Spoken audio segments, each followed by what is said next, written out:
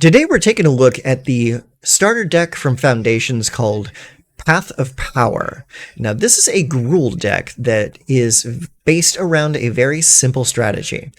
Play creatures with a power of 4 or greater and have other creatures that synergize off of that power rating, and then Gruul smash. It's very straightforward. No crazy combos in this deck, just good synergy, good old-fashioned red-green stompy. So let's go see what the starter deck starts us off with. Okay, so here we are. This is the Foundation starter deck, Path of Power. This is what everyone gets to start with. So let's take a look at what this deck is and how we're going to upgrade it. So basically, we have small creatures that get a little bit bigger over time. Things like Nessing Hornbeetle. You have Courageous Goblin, Axguard Cavalry.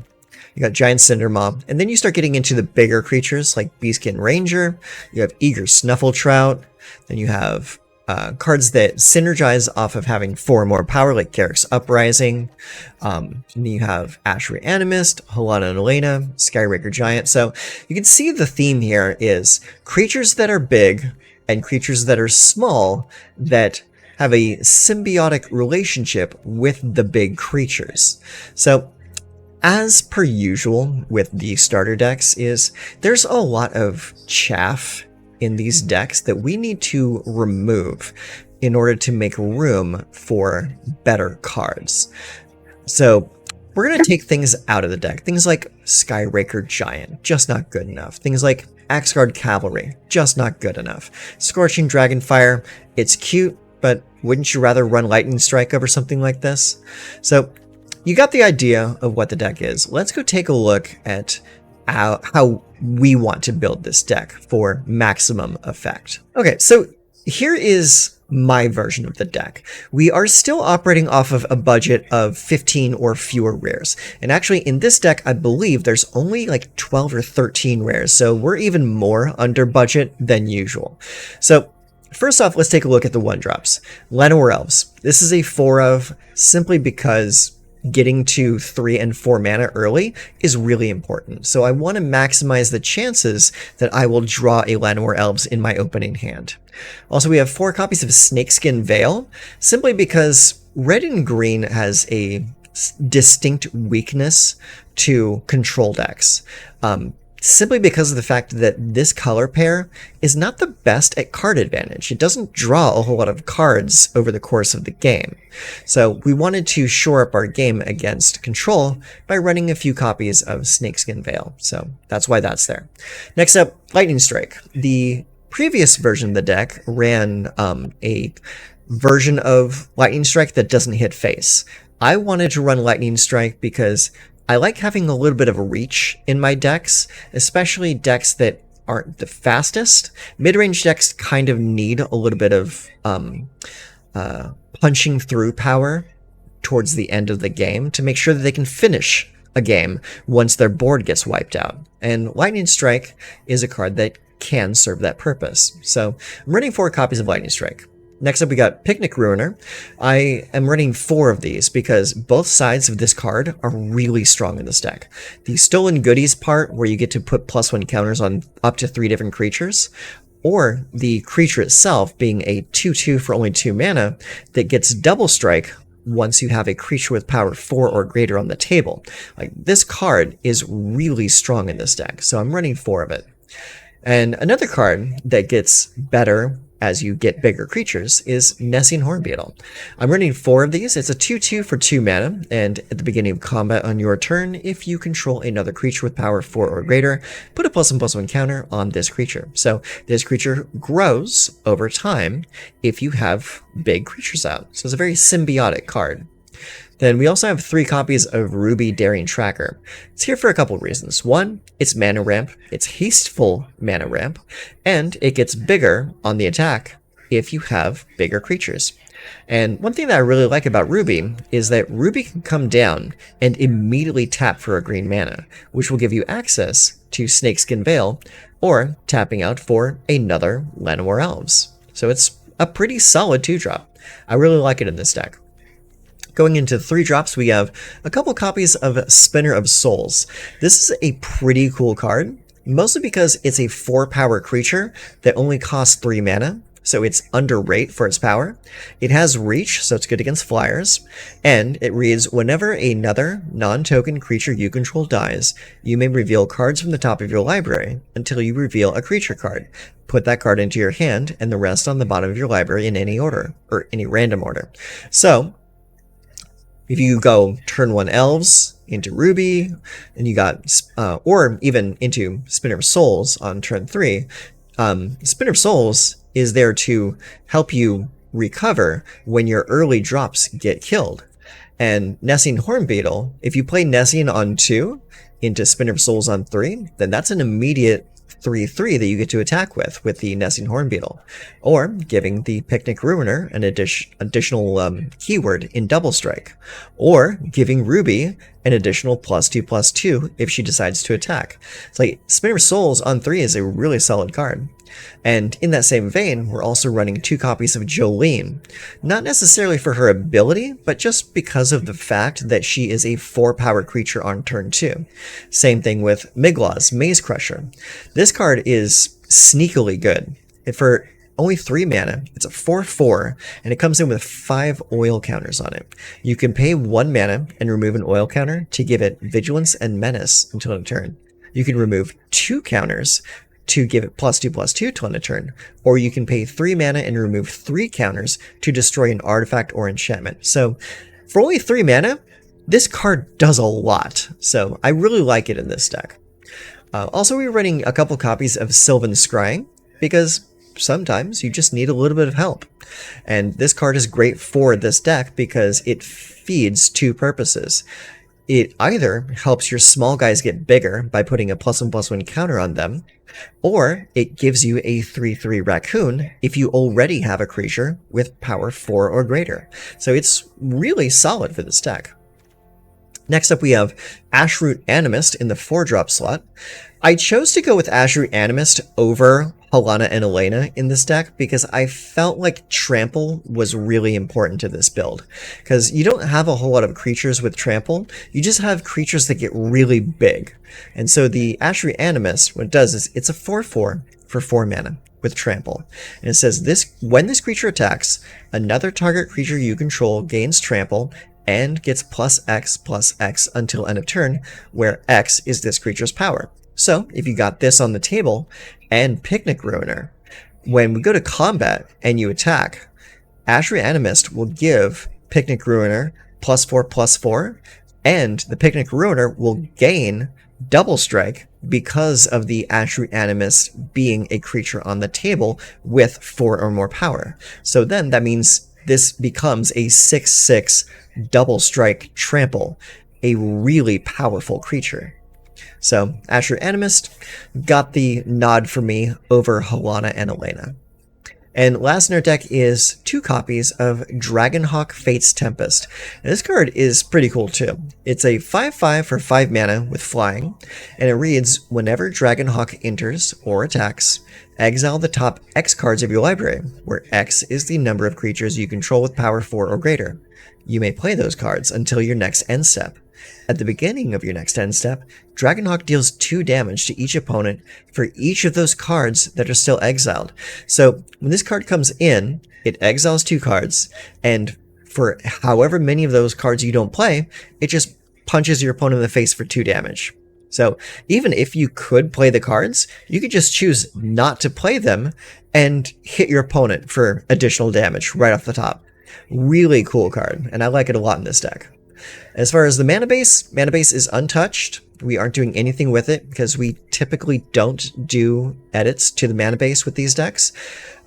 Mostly because we want to keep it budget, and most of the lands we want to play are rares. So let's count up the rares real quick.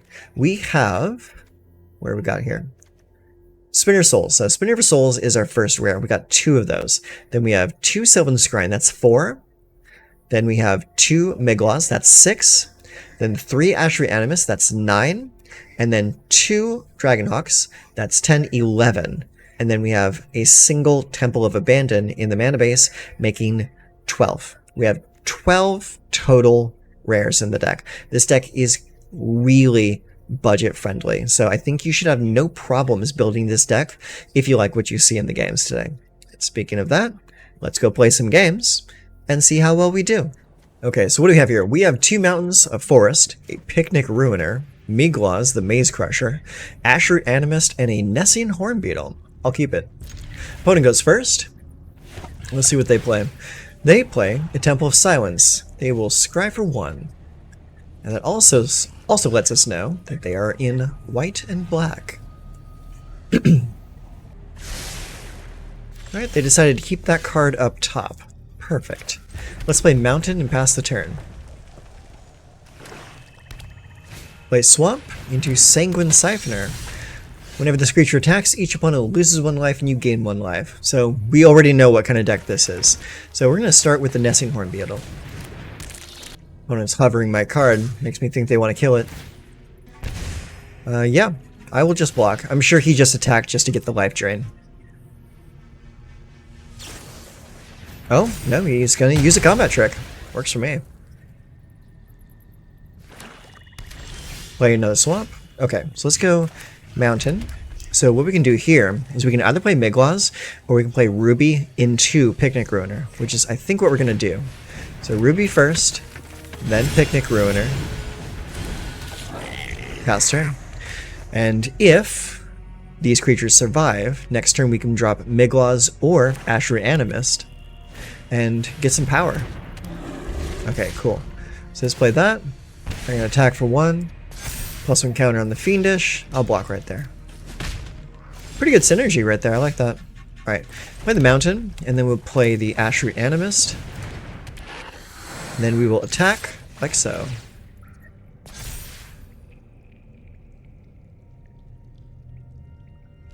Blocks the Fiendish Panda, or the Picnic Ruiner. Oh, change your mind? You do have the health to spare, so you shouldn't be too worried. Alright. Take some damage. Now, the Ashroot Animist, if this survives the turn, will be great for pumping up our team next turn. And it also grants Trample, which means the Picnic Ruiner will get Double Strike and Trample next turn. So let's go ahead and go next. And we will attack with everyone, because the Ashroot Animist needs to attack in order to grant the bonus.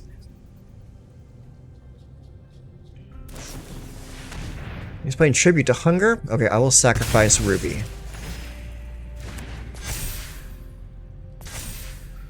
Alright, Picnic Ruiner is now a 6/6 Trample Double Strike. Okay, blocking there. Blocking there. Okay.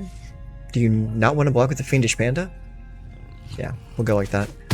Bam, bam. Bam, bam. Put him to 6.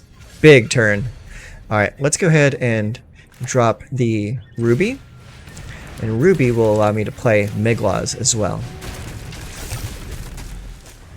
I really like Migloz because of his ability to give himself Vigilance and Menace. Really strong ability. Alright, Fiendish Panda is even bigger. Alright, let's go and play this Mountain. And then we're going to attack with everything. Creature I control, I'm going to give it to the Picnic Ruiner. And then we start swinging. See how you decide you want to block.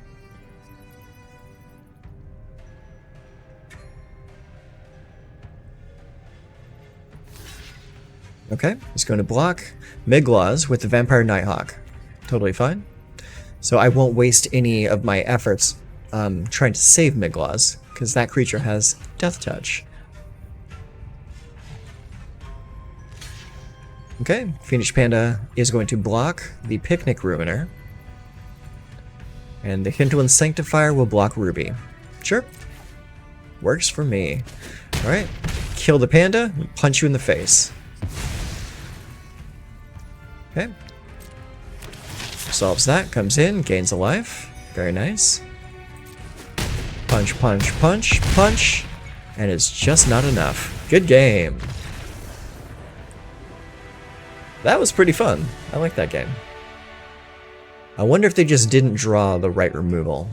Okay, so we open with Rugged Highlands and 2 Forests. It gives us 2 Picnic Ruiners, a Ruby, and a Snakeskin Veil. Honestly, it's a pretty decent open.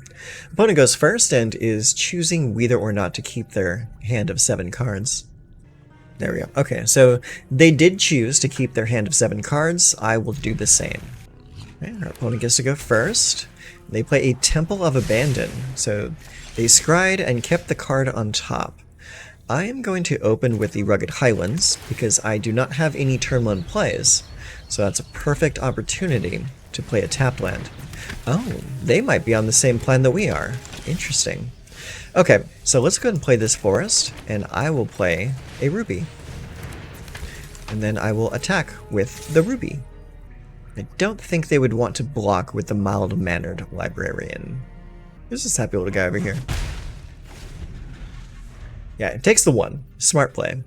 So this has an ability. Pay 4 mana, and then you get to put 2+1/+1 counters on the card and draw a card.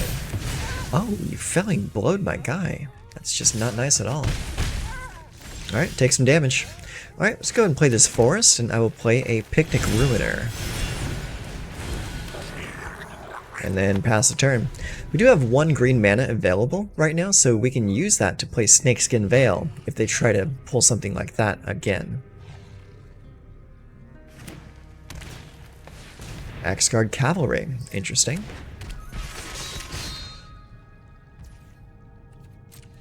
This is actually starting to look like the original starter deck.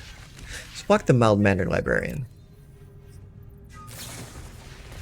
Snakeskin Veil? Okay, I'll do the same. Works for me.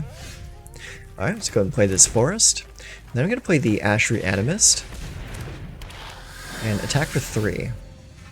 It gets double strike because the Ashry Animist is in play. Are you thinking about blocking? Or just taking 6? He's hovering it. He might want to prevent 6 damage. Nope, he's taking it. He must have something pretty important in his hand that he wants to give haste to. 1 card left in hand. I hope it's good. It's not often you get to have a Gruul on Gruul matchup. It's kind of fun. Okay, he's going to play Bushwhack to search his library for a land. I don't foresee this going well for him. So you got a forest in hand. And it would not do you well to attack me right now. Okay. Cool, so I'm going to play this mountain, and I'm going to play Fate's Tempest. This card's really cool, because he gives us a little bit of impulse draw based off of how many big creatures we have. And any cards that aren't used during that turn deal damage to the opponent. Alright, we got a Dragonhawk. So we're going to exile 2 cards from the top of our library because we have 2 creatures with power of 4 or greater. And this is an effect that goes off every time the creature comes into play or attacks. Are they roping? Come on, man. Okay, that's 2 cards. Now we're going to attack. Ashry is going to target the Picnic Ruiner. Ruiner gets double strike, trample, and +4/+4. Alright. He is now big and nasty.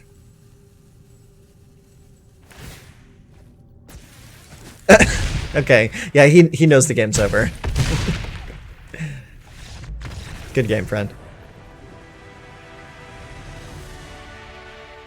Hey everyone, I just want to take a moment to thank you for coming by and checking out this video. I had a lot of fun building this Foundations starter deck, and it really turned out pretty fun. I've actually been playing a lot of it off camera, just getting a feel for it, and really understanding how this deck operates. And it's been a lot of fun for me, and I hope you get the same fun out of playing it that I did out of building it. And if you want to see more deck upgrades like this, feel free to hit that subscribe button, and you will be notified when I put out more videos. And so, with that said, let's get back into the remaining games, and I'll see you at the back end with a post-game wrap-up. Okay, our opponent of the day is Pushin' Shovin' Me. Don't know what to make of that name. Okay, so we have a mountain, a forest, 2 lightning strikes, a dragonhawk, a Nessian hornbeetle, and sylvan scavenging. This is a pretty decent open. Let's see if it pays off. Okay, opponent keeps a full hand as well, so this should be a good game. Seem to have a frog caught in my throat. I'm going to play Valgavoth's Lair, naming white. Right, let's go and play a Nessian hornbeetle.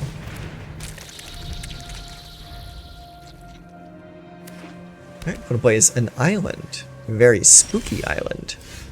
Alright, let's go and play Ruby. Are you going to counter Ruby? No, you did not counter Ruby. So, I will be thankful. Attack for 3. Alright, they take the 3 damage. And now they take their turn. They play a Plains. Spooky Plains. And they do nothing with that time. So I'm going to play this Rugged Highlands. And next I'm going to attack for 2. Leaving Ruby open. Okay, take it. So next I'm going to play a Sylvan Scavenging. See if they wanted to counter this. They play Opt. But unfortunately that does not leave them any blue mana available still. Okay, so we get to put a +1 counter on a creature. That creature is going to be Nessian Hornbeetle. Sylvan Scavenging is a pretty cool card. It gives you power, or it rewards you for having power already. Aw, come on, man. That's just mean. Alright, next turn. So I'm going to play a Nessian Hornbeetle. And I think I'll keep the last 2 mana open for lightning strikes at the end of my opponent's turn. And I will say no attacks. I'll end the turn and give a +1 counter to the Nessian Hornbeetle. I do really need 1 more mana so I can play that Dragonhawk. I need to play a Plains. What does this room do? When you lock this room, it deals damage equal to the number of cards in your hand to target creature and opponent controls. And then Steaming Sauna says you have no maximum hand size. At the beginning of your end step, draw a card. Oh, that's a pretty cool card. Okay, they play Optimistic Scavenger. Pass. Okay. End of turn. Lightning Strike the creature. Alright, Lightning Strike goes through. Alright, my turn. Okay. I guess we'll play Stolen Goodies, targeting both creatures. Give it a +1, +2 there, and +1 there. Alright. Hornbeetle is bigger now. Attack with the Hornbeetle. They play Aetherize to bounce my Nessian Hornbeetle. +1 counter on Ruby. It kind of feels like a waste of an Aetherize to bounce a single creature. Enduring Innocence. Nice card. Alright. Cool, we got a Rugged Highlands. That's pretty cool. Okay, so what I'm going to do now is we can play Lightning Strike to get rid of Enduring Innocence, but it wouldn't really matter because they'll just get it back. So I think we're going to just attack into it and let them block. Oh, Feather of Flight. Okay, well now we're going to counter it by blowing up the Enduring Innocence. Alright, take some damage. And another +1 counter on Ruby. They play another land. It is Flood Farm Verge. Then they play Homunculus Horde. Whenever you draw your second card each turn, create a token that's a copy of this creature. Oh, and they are drawing more cards. And more cards. And getting +1 counters on the Homunculus. Cool. Alright, so, well, they're tapped out now. So now is a perfect time to play Dragonhawk. Okay, we get 2 free cards. Ooh, I'm going to play that. Definitely. Gain a life. Let's make another raccoon and deal some damage to our friend there. That is a really cool art on a homunculus cord. I like that a lot. Okay, they draw a card from the Cleekant Sky Mage. Wow, they are really going out with this synergy here. Like, this is really good. I like this. Alright, put some +1 counters on the Cleekant Sky Mage. Alright, my turn. So let's see here. I think that we are going to say next, and then we're going to attack with the Dragonhawk. We get 2 free cards. Cool. Yeah, block there. Then I'm just going to let both of those cards go so I can do some more damage to your face. And in the meantime, I will play a Nessian Hornbeetle. And then end the turn. So, do we want a +1 counter or another 3/3? I think we want another 3/3. And that's 4 more damage from the Dragonhawk. Mischievous Mystic. What does that do? When you draw your second card each turn, create a fairy. Jesus. Look at all those guys. Man, my country for a Pyroclasm right now. Yeah, a Pyroclasm would nuke their board. Thankfully, that Enduring Innocence only draws 1 card per turn. Imagine if that triggered off of all those guys coming in.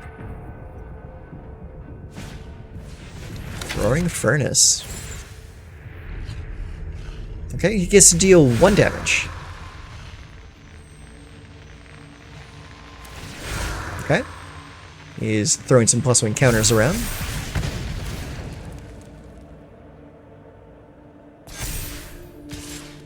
Okay, he's going to attack for 7. Sure. Block. Alright, so let's see here. We have another forest. We'll play the forest. Then we'll play another Nessian Hornbeetle. And then we'll say next, and we will attack for 5. Draw 2 cards. Okay, it's just lands, so those can go away. They're going to block with one of their creatures, that's for sure.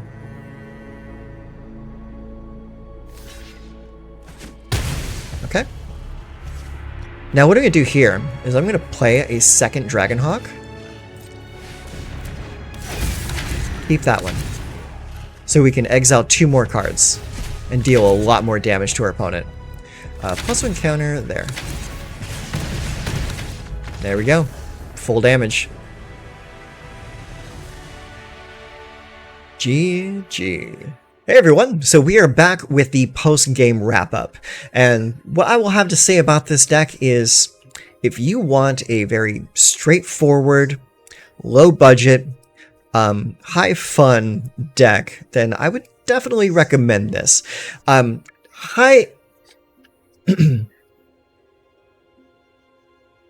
As far as MVPs go for a deck like this, I really think it comes down to the early game. Meaning the Llanowar Elves and the Ruby really help propel you into the mid to late game really easily. Especially with your really heavy hitters being Azure Animist and Dragonhawk. Getting access to those early is really important. So I'm really glad I included 4 Elves and 3 Rubies, because it really, really helps out.